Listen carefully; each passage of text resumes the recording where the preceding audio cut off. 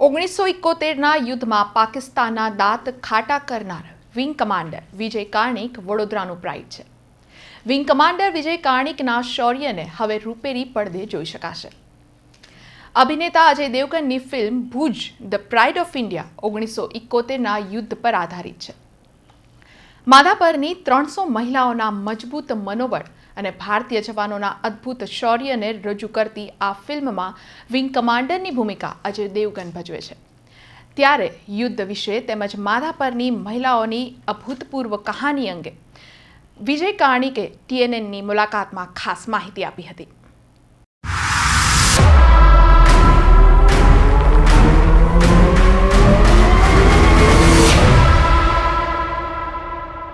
વિજય કાર્ણિક એવા યોદ્ધા છે જે વિંગ કમાન્ડર ત્રણ યુદ્ધ લડીને આવ્યા છે. 1962, 1965 અને 1971નું યુદ્ધ લડીને આવ્યા.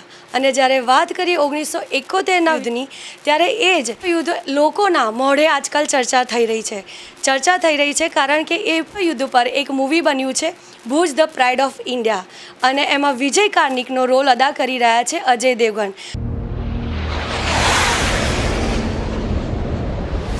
All targets destroyed successfully. Good bye bye guys. पूरा नाम विजय कार्णिक, भुज एयरबेस के इंचार्ज और स्क्वाड्रन લીડર. વાત કરીએ એવા વીર યોદ્ધા સાથે કે જેઓ આજે વડોદરામાં પણ છે, વડોદરાના રહેવાસી છે અને TNN સાથે જોડાયેલા છે. એમના અનુભવ વિશે ખાસ ચર્ચા કરીએ. जय हिंद सर, TNN न्यूज़ में आपका स्वागत है. जय हिंद, थैंक यू. सर, बात करें जिस हिसाब से आपने 3 युद्ध लड़े, देश को लेके आपने बहुत कुछ किया हुआ है, तो थोड़ा हमारे TNN के दर्शकों को भी बताइए एक परिवार के बारे में. सर, हम नागपुर के रहने वाले, महाराष्ट्र, और मेरे पिताजी बहुत बड़े ऑफिसर थे गवर्नमेंट में, कमिश्नर के रैंक पे, और उनको जब देश आज़ाद हो गया और हमें थोड़ी समझ आना चालू हुई, तो मेरे पिताजी ने मेरे को बोला कि उन्होंने कोई योगदान नहीं किया इंडिपेंडेंस के लिए, मगर कहते कि आप लोग अभी ये देश आज़ाद हो गया और आप सब लोगों को देश की सेवा करना है, और सबसे अच्छा सेवा कर सकते हो देश की सेना में भर्ती हो के, मिलिट्री में जाके, वो सबसे अच्छा है. तो आप मिलिट्री में जाने की तैयारी करिए. तो फिर मैं मैट्रिक होने के बाद मैं मिलिट्री एकेडमी चले गया. मेरा दूसरा भाई था विनोद कार्णिक, वो भी मिलिट्री एकेडमी में गया, वो आर्मी में गया, गोरखा रेजिमेंट में, और उससे छोटा भाई था वो एयरफोर्स ज्वाइन किया, और सबसे छोटा भाई एयरफोर्स ज्वाइन किया. हम चारों को मेरे माता पिता ने हंसते हुए परमिशन दी कि और देश को सुपर कर दिया. और हमें भी बहुत गर्व है हमारे माता पिता पर, हमें गर्व है हमारे देश पर कि हमारे माता पिता ने हमें ऐसा मौका दिया कि देश की अच्छी तरह से सेवा हम कर सके. तो हम काफ़ी थोड़ा खुश है कि हमें ये देशभक्ति देखने मिली, ये वॉर देखने मिली, और ये इसका सबका श्रेय मेरे माता पिता को देता हूँ, उनको मैं सैल्यूट करता हूँ.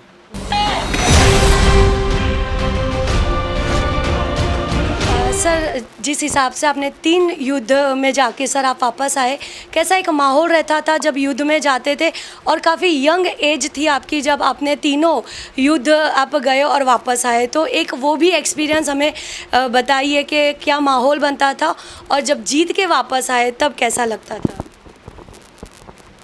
मैं पहली लड़ाई जब मैं लड़ा 62 में, तीन महीने की मेरी सर्विस थी, मुझे मौका मिला. फिर 65 वॉर हुई, फिर 71 वॉर हुई. और ऐसा है कि जब लड़ाइयाँ होती है तो बहुत ख़तरनाक चीज़ होती है. कोई लड़ाई मजाक की बात नहीं होती है उसमें, क्योंकि सिविलियंस को लड़ना नहीं पड़ता, मिलिट्री को ही जाना पड़ता लड़ने के लिए. तो हमें उसकी तैयारी रखनी पड़ती है, और युद्ध का मतलब ये होता है कि जीतो. मगर ऐसी बात है कि 62 वॉर हम हार गए, और उसका श्रेय वो हार गए क्योंकि हमको पॉलिटिशियन की तरफ से बराबर सपोर्ट नहीं मिला। उन्होंने हमारे एयरफोर्स को परमिशन देते कि आप युद्ध में जाओ तो हम चाइना को 1000 किलोमीटर बाहर फेंक देते, मगर हमारे एयरफोर्स को उन्होंने नहीं दिया। आर्मी ही लड़ी और उसका हम बहुत बुरी तरह से हारे। अभी सबको पता चल रहा है कि एयरफोर्स यूज़ करना चाहिए था। 65 में हमने एयरफोर्स सब पूरा पहले से ही ये किया तो हम वो जीत गए थे और हम पूरे पाकिस्तान को ख़त्म ही करने वाले थे। तो फिर सीज़ फायर हो गया। फिर 71 वॉर का हमने अच्छे से प्रिपरेशन किया था। हमें 62 और 65 वॉर की जो गलतियां हमने की थी वो हमने सुधारी। हमने मिलिट्री को बहुत बड़ा बनाया, एक्सपैंड किया, नए हवाई जहाज़ लिए, नए टैंक्स लिए। तो ये 71 वॉर हम बहुत इजीली जीत गए। और उसका मिसाल है कि वो जो है वो उन्होंने ईस्ट पाकिस्तान जो था वहाँ की सेना ने हमारे सरेंडर कर दिया। ये बहुत बड़ी बात है। तो जीत का माहौल तो कुछ अलग ही होता है।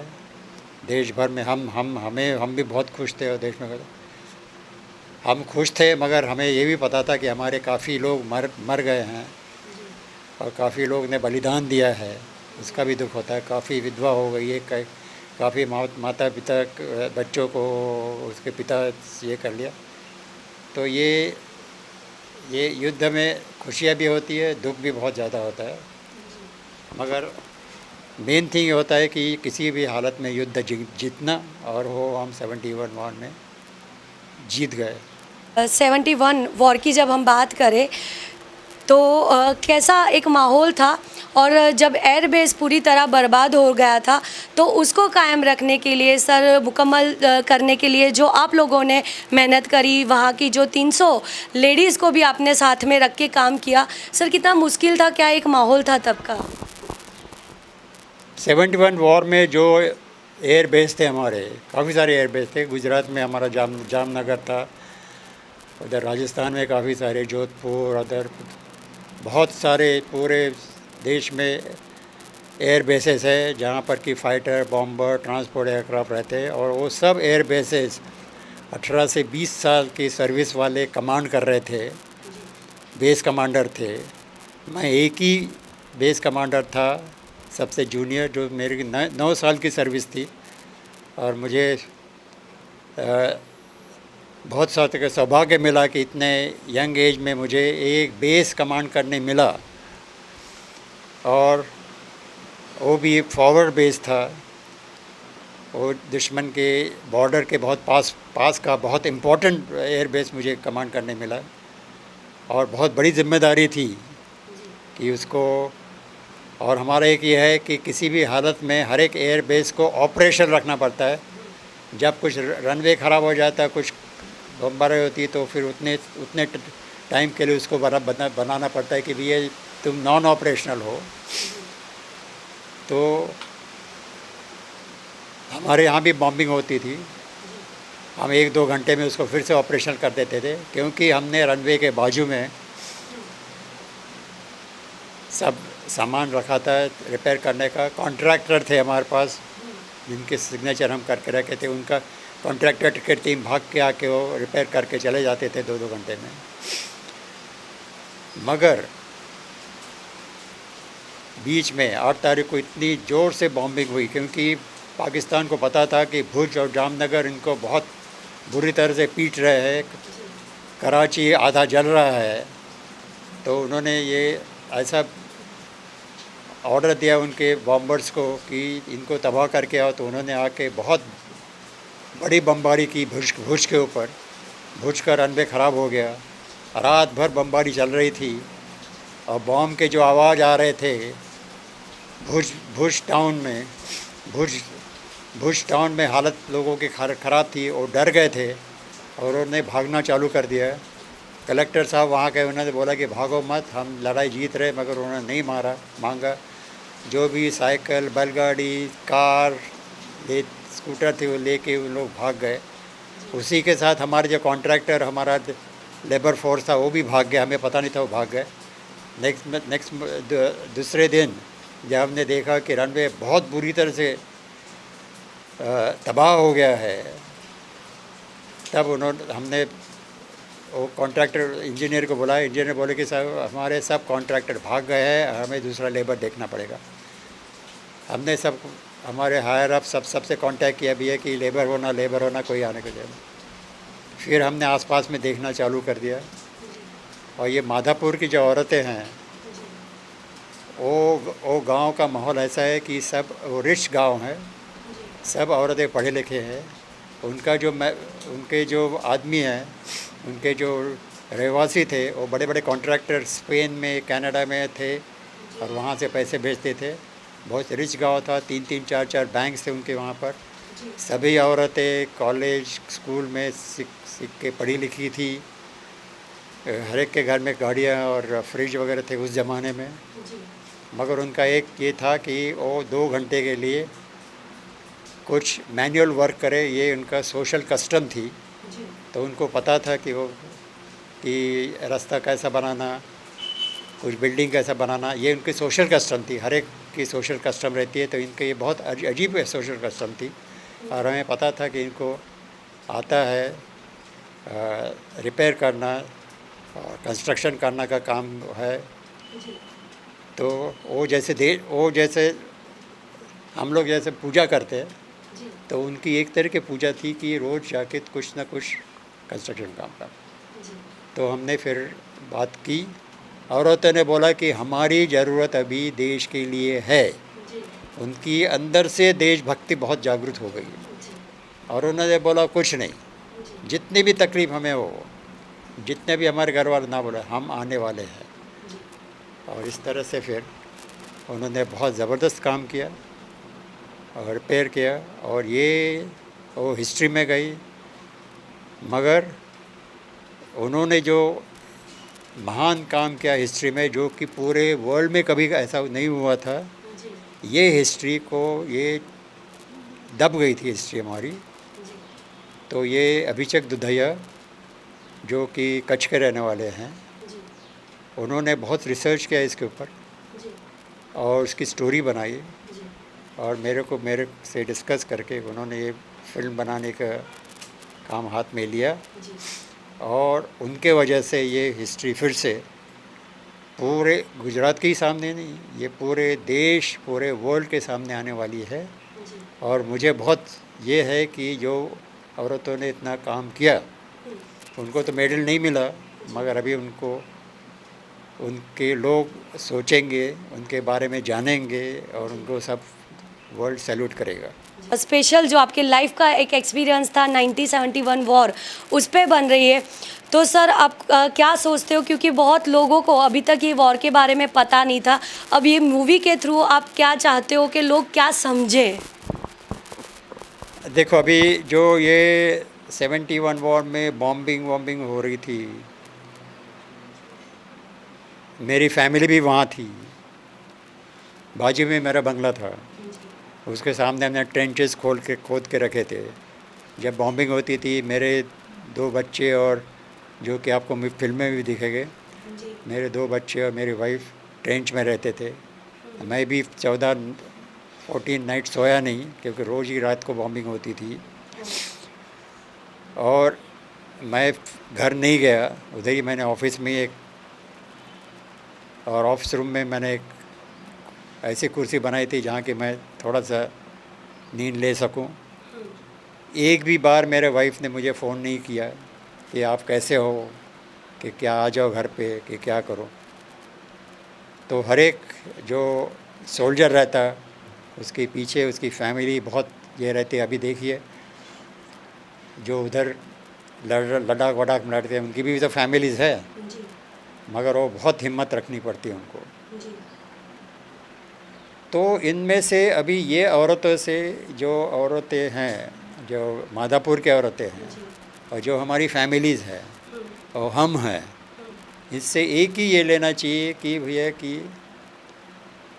आप कुछ भी कर सकते हैं, मगर आपको एक ही जज्बा होना चाहिए, देशभक्ति का। आप में यदि देशभक्ति नहीं है, तो मेरे ख्याल से, मतलब हम जो मिलिट्री वाले सोचते हैं कि आप देश के लिए, आपके फैमिली के लिए, आपके इसके लिए कुछ ठीक काम की नहीं है। और ये जो देशभक्ति है उसको बहुत बचपन से सिखाना पड़ता है, और सिखाने से नहीं आती, ये आपके अंदर घुस जाना चाहिए। ये देशभक्ति हर एक के अंदर अंदर।